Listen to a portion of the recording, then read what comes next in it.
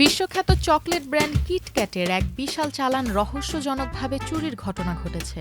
সুইজারল্যান্ডের খাদ্যপণ্য উৎপাদনকারী giant company Nestle নিশ্চিত করেছে প্রায় ১২ টন ওজনের ৪,১৩,৭৯৩টি কিটক্যাট বার সহ একটি ট্রাক নিখোঁজ হয়েছে।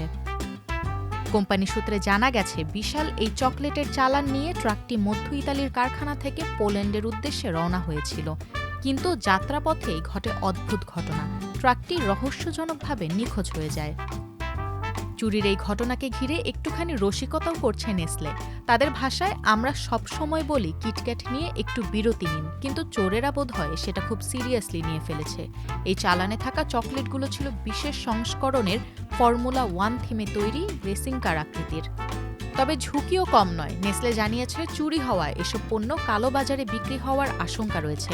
তবে প্রতিটি বারে থাকা ব্যাচকোডের মাধ্যমে সেগুলো শনাক্ত করা সম্ভব, যা আইনশৃঙ্খলা বাহিনীর তদন্তে সহায়তা করবে।